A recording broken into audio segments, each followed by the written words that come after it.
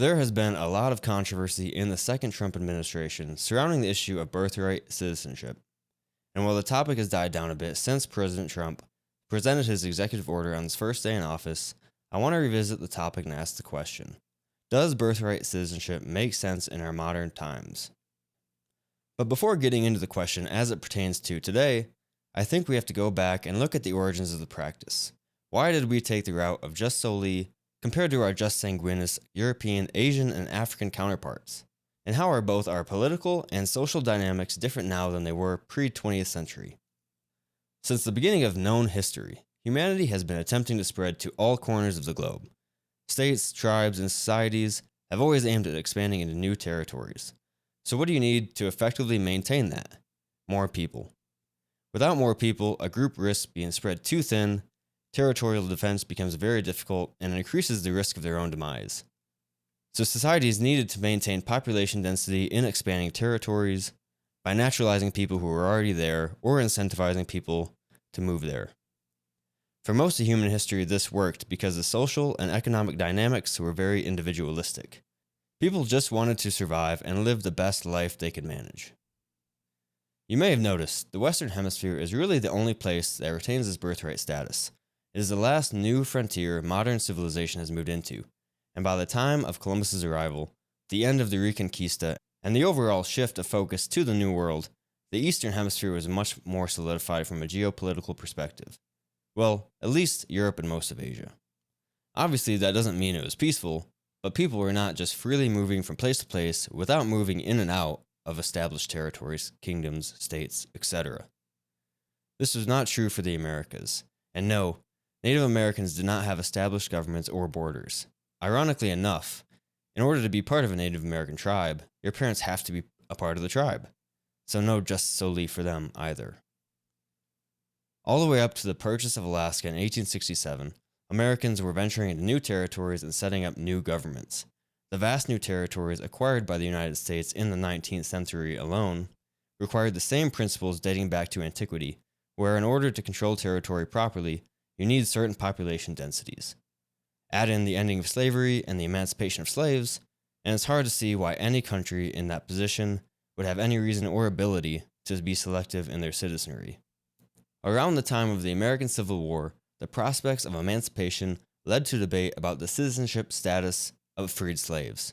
After the Dred Scott v. Sanford decision in 1857, which deemed that African Americans were not considered citizens and a major contributor to the war itself, legislators felt a need for constitutional amendment to override the Supreme Court decision, leading to the creation and ratification of the 14th Amendment in 1868, 3 years after the 13th Amendment abolished the institution of slavery. Since the creation of the amendment, a key clause has led to different interpretations of the scope of the amendment, subject to the jurisdiction thereof. Scholars have been debating this clause for decades, going all the way back to the writer of the clause himself. Senator Jacob Howard explained in 1866 that the clause was simply declaratory of the law of the land already, that every person born within the limits of the United States and subject to its jurisdiction is by virtue of natural law and national law a citizen of the United States. Although lawmakers pushed back on cases of Native Americans, foreign diplomats, and invading armies. To be frank, Section 1 of the 14th Amendment, which refers to birthright citizenship, is irrelevant to my argument. This video is not to discuss the 14th Amendment or to debate interpretations or historical legal precedents. This video is to say, in an ideal world, we should make a clear law or amendment establishing that citizenship is granted in alignment with one or both parents. Here's why.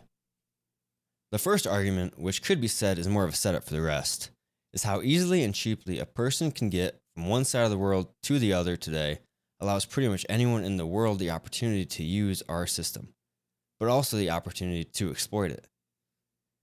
One of the greatest differences between modern society and human history up to, say, World War II is the ease of long-distance travel, erasing the time, risk, and permanence of moving. Long-distance travel used to be very difficult. Just consider the Oregon Trail and how many people died in the effort just to traverse the contiguous United States. Now consider the risk of getting on a wooden ship and sailing across an ocean. It not only took great time, but great risk as well, which generally meant that if you came across the ocean, you probably were never heading back, and governments generally did not want or need to spend the resources required to send you back. This created an easily solvable situation for the time, one that benefited people looking for a new life of opportunity, which offered absolutely no promise of success, and the state's desire for expansion, the guarantee that your children will be accepted as new members of the society, providing an incentive that people used to care a great deal about, the betterment of your children's future. When moving is not a significant commitment of time, resource, or risk, it removes the sense of grandeur and appreciation one has for the place they are attempting to go. When citizens lose the strong tie or appreciation for the place they are living, the social, cultural, and ethical obligation towards the nation diminishes, leading to a significant lack of assimilation in new immigrant communities and a fractured culture. ¿Qué es América?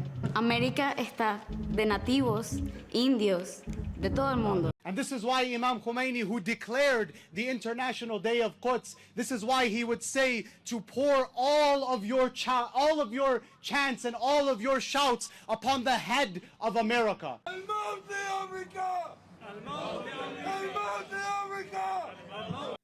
Now, this isn't an argument to reimpose those risks to immigrants today, or that people should completely leave all aspects of their culture in the rearview mirror, or even a video meant to criticize legal immigration pathways in general.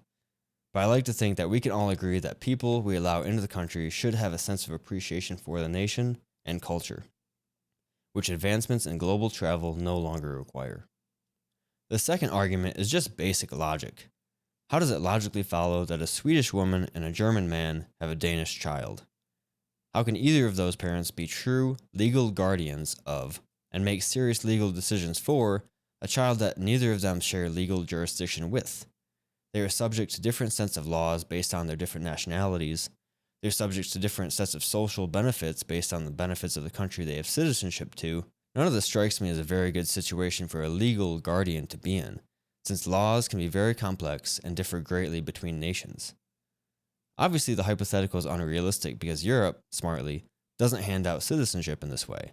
In this case, common sense would say the child should gain Swedish citizenship, German citizenship, or both and be a dual citizen.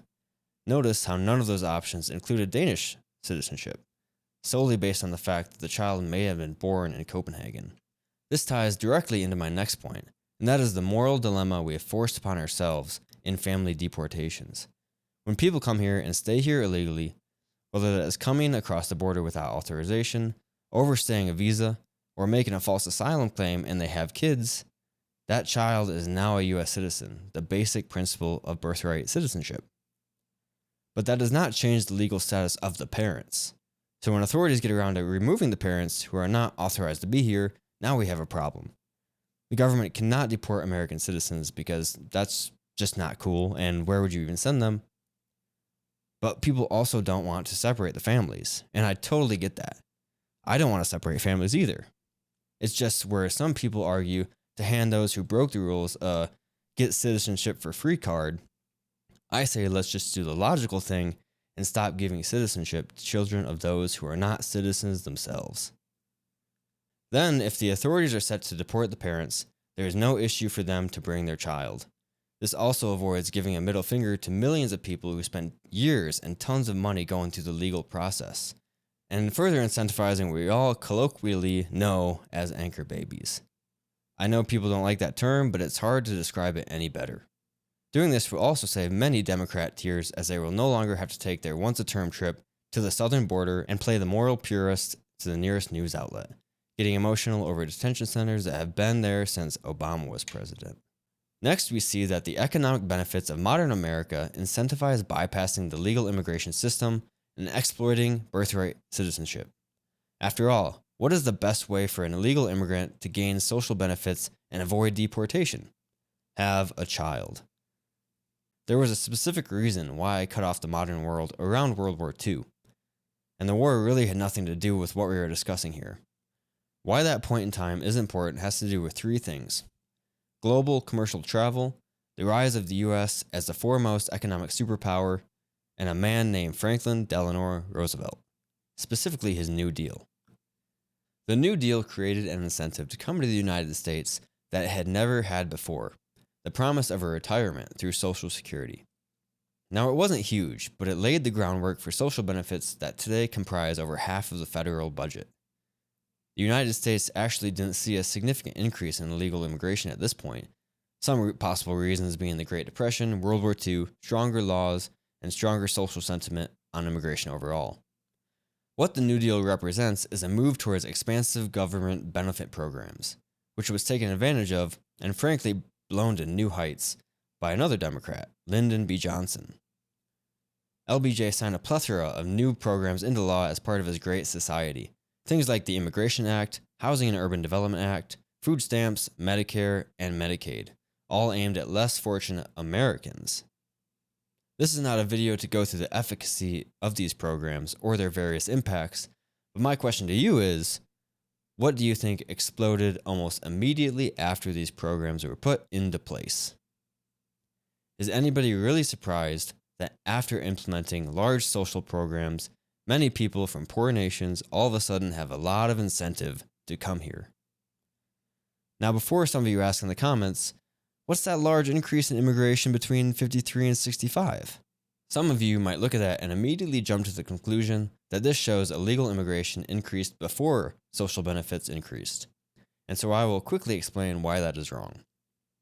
The spike between 1945 and 1955 is caused by a World War II program called the Bracero Program, which brought 4.6 million Mexican workers to U.S. industries, struggling after many American men had to go fight a war, on the Mexican government's condition that the workers would return.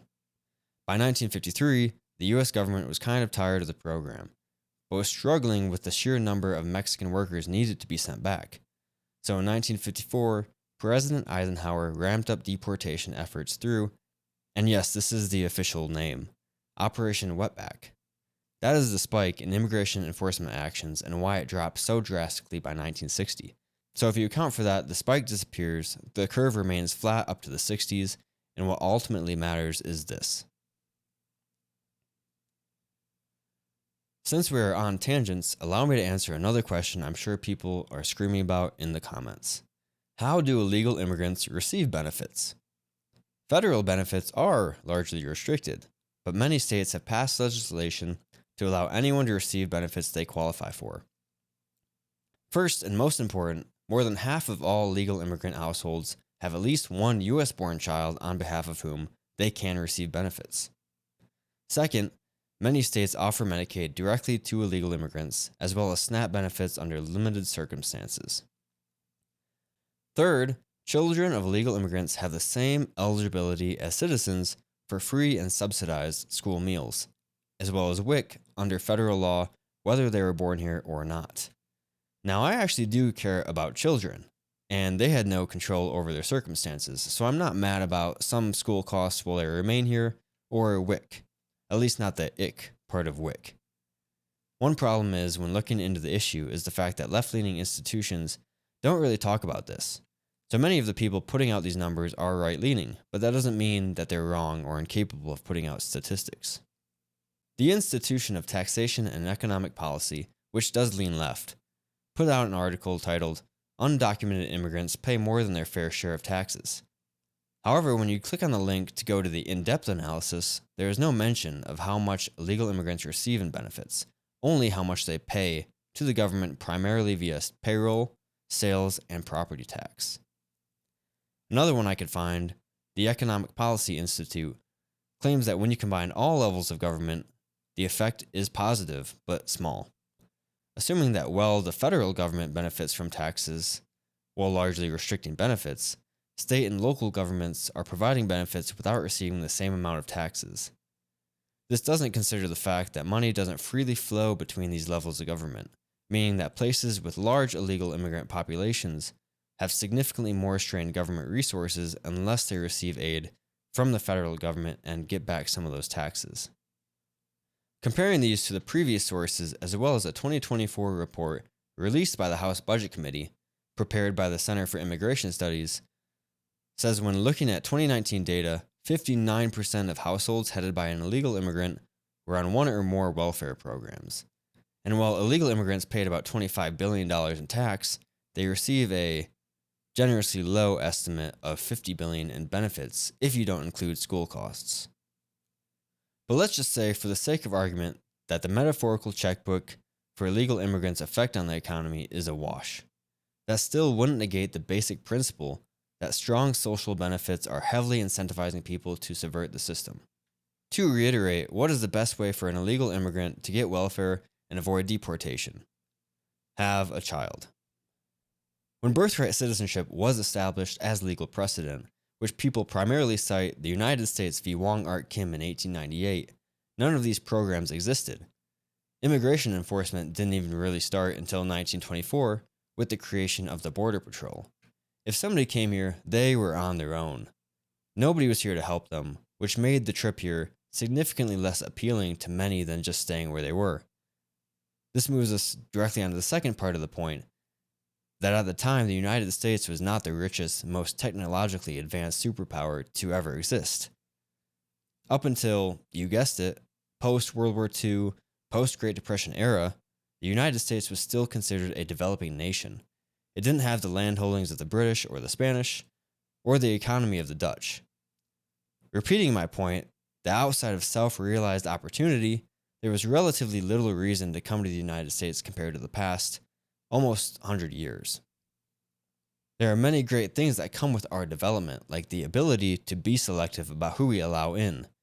But that also comes with downsides, like people trying to break the rules to avoid that selection process, which again, completely disrespects the people who have gone through the immigration process and not something that any nation should allow, let alone the most powerful one. Now let's look at some arguments to the contrary.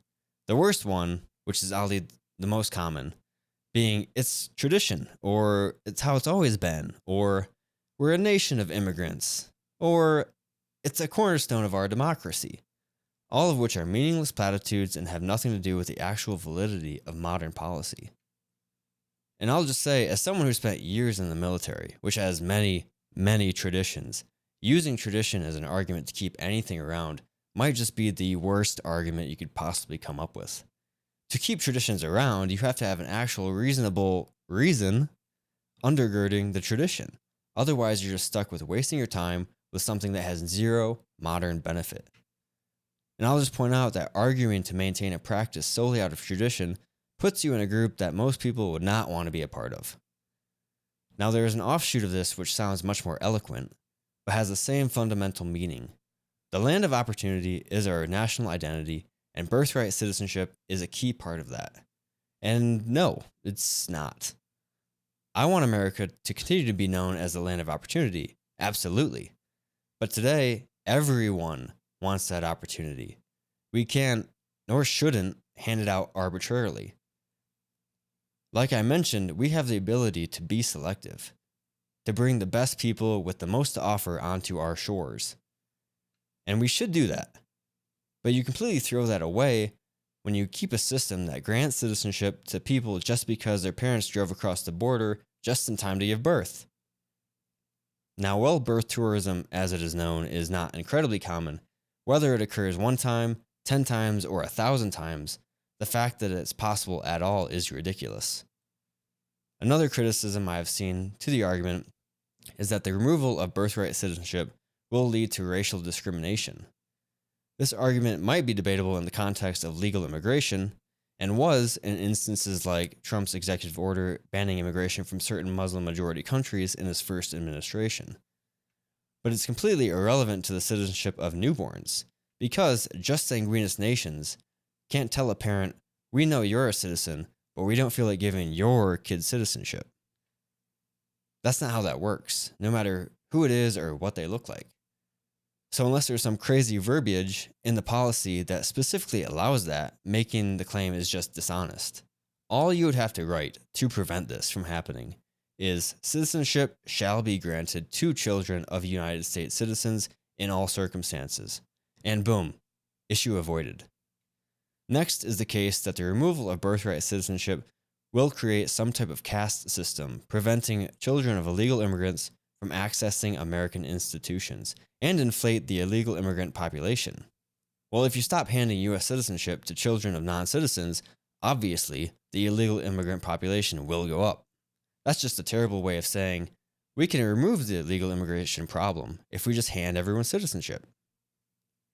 And finally, when it comes down to the caste system, need I remind you, last time I checked, Europe had not developed any caste system from their citizenship policies. Also, if changing US citizenship policies makes US institutions and benefits less accessible to unauthorized immigrants, then fewer of them would probably try and come. There was also a reaching attempt to argue that this will harm children of temporary visa holders, like those here for work and education, because they would no longer gain citizenship. Sure, in the long term, the parents would have to apply for their child to become a citizen of their home country, but that should be something taken into consideration by the parents before having the child in a foreign country. But in the short term, all of these people are essentially granted temporary citizenship. They have full unhampered access to the economy, healthcare, education, and more. So no, neither they nor their children would be immediately affected by the change in citizenship policy. And finally, the common retort is to simply say you're racist, due to the fact that the majority of people currently abusing our lax immigration system come from South and Central America. And I'm here to tell you, just like for immigration more broadly, I don't care if you're Hungarian or Honduran, an Indonesian or Angolan. If you've broken the rules to come here, you should not be allowed to stay. If you've abused the system to jump the line, then that is a system we need to change.